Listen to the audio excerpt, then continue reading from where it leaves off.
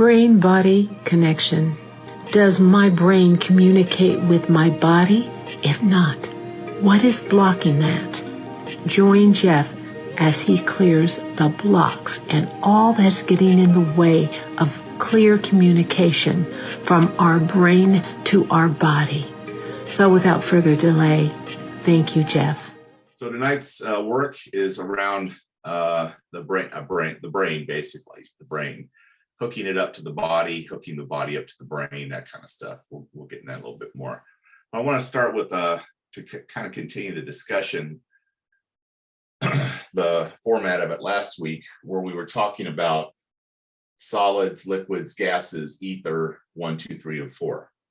Okay, so I drew this back up here because it's still applicable, because tonight what we're doing is ether or level 7. Now this is physical matter. Okay, beyond this is spiritual matter, but this is physical matter, and your field is way beyond this. But this part is where we're going to play tonight. And so ether 4 is where you have a feeling, and then ether 3 is where that turns into a thought. Ether 2 is where that turns into an emotion, and then that turns into some kind of action in the 3rd or 4th dimension. And then your actual physical body, your physical substance, is at level 1, 2, and 3. Okay. And we're going to be playing tonight specifically here at level 1, very, very solid level. So that's the way the energy kind of forms. It gets more rarefied the deeper you go down this chart. It gets more solid the higher up in the chart you are. Literal physical substance, spiritual matter. Okay. So why is this important? First of all, everything begins and ends with your body. You've got to have a proper functioning body. And the thing that functions, or the human part of us that is the most important, is our brain. That is part of the human as you get into this chart. Now, out here, there's mind. Beyond this, into spiritual matter, there's mind. And people confuse brain and mind. They're not the same thing. Mind is literally the way you move energy into matter, the way you move ether into quantum physics. You move ether into atoms and particles and so forth. You do that with your mind. You've done that to create this body. Okay. So you're using mind to create the physical body. Tonight, we're talking about the brains that are in the body. Keep in mind that there's always 4 pieces whenever you deal with somebody in a session. There are 4 pieces you got to keep in mind: physical, mental, emotional, and spiritual. Physical, mental, emotional, and spiritual. That's imperative. We are all 4 of those simultaneously, plus a whole bunch of other stuff on top of that. So, all right. So this is what I'm going to be talking about. I did not even attempt to draw the body or the brain. I used block diagrams. Okay, so I'm not even going to try it because it wouldn't turn out pretty, and I didn't go to school for I wasn't an art major. And I have no shame about that. It's not my forte. But there are people out there that can do it. My youngest son can certainly do it. He does a magnificent job. But this represents the physical body, this purple circle. And the head is where your brain is. Okay, we know that. We all know that. But there are 2 more brains that the body has. And one is in the heart, and one is in the gut. Okay. And the heart, they're all 3 important. It's imperative that they all 3 communicate with one another, that information flows backwards and forwards. And I know you've met people who get stuck in their head and they can only think logically, or you've met people that get stuck in the heart brain and the people only think with feelings, or somebody gets stuck in the gut brain and they're probably congenital gamblers or something, or somebody that's always got to work stuff out or has a hunch and plays the hunch. Whereas what you want is all three of them balanced, okay? And you want all three of them functioning in unison. So the head brain is then connected to this black line, which is the vagus nerve. And the vagus nerve is the largest nerve in the body. It literally connects to every organ, every system. Interesting enough, the only thing it does not connect to, I believe, is the adrenal glands. And the reason that the vagus nerve doesn't connect to the adrenal glands is because if you're in a state of fight or flight and those adrenals have got to be used, you don't want to sit there and think through it and process the information. You turn on the adrenals and you run. Okay, so that's why it's not connected to the adrenals. But the vagus nerve is really crucial for a human. It's really crucial for any mammal, but it's really crucial for us, and people just don't get how important the vagus nerve is. So, and there's a lot more pieces to it. There's a sympathetic nervous system, the parasympathetic nervous system, the energetic nervous system, the nadis is in here as well. The nadis is the energetic nervous system. And so I'll draw you a little picture here is the way I see it. It's your nervous system, all this working together is kind of like a chocolate fountain at a wedding.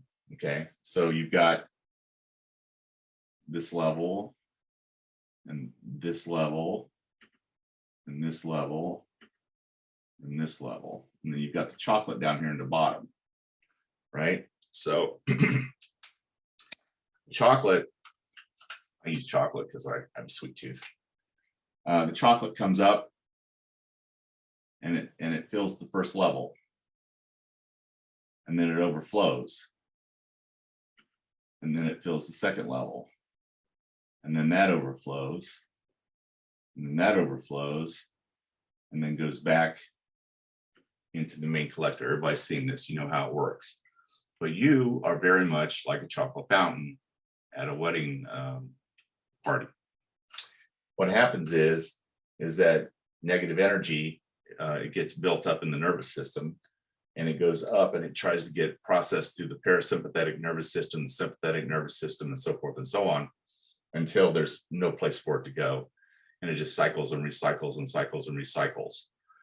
That's not the way you're supposed to work, but that's the way most people are working in this world, because we are so inundated with new shock, new panic, new trauma on literally a daily basis. If you're paying attention at all to what's going on in the world, something new is being revealed somewhere, something is being uncovered somewhere. And if you didn't have a balance, if you couldn't process that information, it would drive you nuts. And it's basically filling up your fountain. And you're in an overflow state, and it's cycling and recycling and cycling and recycling. Well, if that happens, then you get stuck in a constant state of fear, and you get two things from that. You get adrenal burnout, which leads you being tired and fatigued all the time, and sleeping 10 and 12 hours and not waking rested. Or what happens is the main brain shuts down when you're in a state of fear. Fear and cognition do not typically exist with each other. If you're in a state of fear, you're running, or you're thinking about running, you're hiding or something like that. You're not sitting there processing through the world and trying to say, well, that doesn't matter, this matters, this is right, this is wrong. You don't think like that. Your brain shuts down. Okay, so that's what this is doing, and we want to repair this cycle tonight. And I said earlier, we're going to do some heavy lifting because there's a protocol for each one of these boxes. And it's going to be a lot of processing from this, but when you're done with it, you'll be able to experience heaven on earth. So anyway, all right, so let's get on with this. So vagus nerve also connects to the organs, and that's important. Your organs, everything's got to work in unison. So I already talked about the brain hookup we're going to do. It's the head, the heart, and the gut. Okay. Vagus nerve reset. This vagus nerve gets ignored by a lot of people. they acknowledge it physically exists, but doctors, practitioners, healers don't understand what role the vagus nerve plays. And the vagus nerve is like a big hormonally based antenna. And for all you empaths, all of you on this call, I know you're all empaths. For all the empaths, the vagus nerve is crucial. It's a big, big, big deal. Okay. So let's say you're walking down the street and you're having a good day. You're thinking about what you're going to do that night, seeing your family or something like that. And you walk past, somebody's coming past you and they are obese. I mean, they're extremely overweight. And you walk past each other within 3 or 4 or 5 feet. Maybe you give them a glance, maybe you say hello, maybe not, it doesn't matter. But after that person passes you, all of a sudden the state of your mind shifts. And you start thinking thoughts like, oh man, my pants are so tight. I need to lose weight. I need to cut down on the sugar I'm consuming, all kinds of stuff related to obesity. Now, a moment before that wasn't even in your head. But this person passes you, and all of a sudden you have these thoughts, feelings, and emotions. This level here, fields as they move, your field extends. Some people are as 5 feet from the physical body. Some people are 20 and 30 and 40 and 50 and 60 feet from their body. And so what you've done when you crossed with that person or past that person, you literally walked through their energy field. You literally walked through their energy field, and you picked up either 2, 3, and 4 that person was experiencing and thinking about themselves at the time. They were the one having the thoughts. I need to lose weight. I need to quit eating sugar. I need to, get bigger pants or whatever. And now you have them. It really is that simple. So what happened is you stepped into their field, you picked up their stuff, and you began to process it and think of it as your own.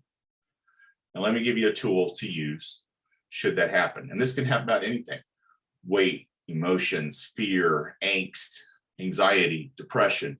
If you're around people who are depressed or anxious, don't be surprised if you turn out to be depressed or anxious, because you're picking up their energy. When you get into levels 5, 6, and 7 here, and your fields cross, anything is possible. This is one of the things I warn healers about. Especially people who put their hands on other people, Reiki practitioners, massage therapists, chiropractors. The minute you touch somebody, you're guaranteed in their field. You don't even have to touch them, but if you're that close, you're in their field, and you can pick up their stuff, and your vagus nerve will absorb it. Okay. So here's a tool that we want to talk about. When you have a thought, feeling, or emotion that's out of nowhere, there's no reason for you to be experiencing it. You just, it's out of nowhere, it pops into your head, or it's something that you just keep ruminating on and can't get rid of. What you do is you ask yourself a very simple question about that thought, feeling, or emotion. And that question is, who does this belong to? Who does this belong to? Ask yourself that question.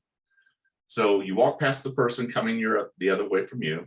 All of a sudden you start having feelings or emotions about obesity. Right away, you need to ask the question, who does this belong to? And if it's not yours, boom, it'll clear it from the field. You're done with it.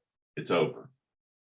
Okay, so if you're just sitting there and something comes on you, you start feeling your good day is going down the toilet because you're having a thought, feeling, or emotion, ask the question, who does this belong to? And your field will clear it. If it's not yours, it's gone.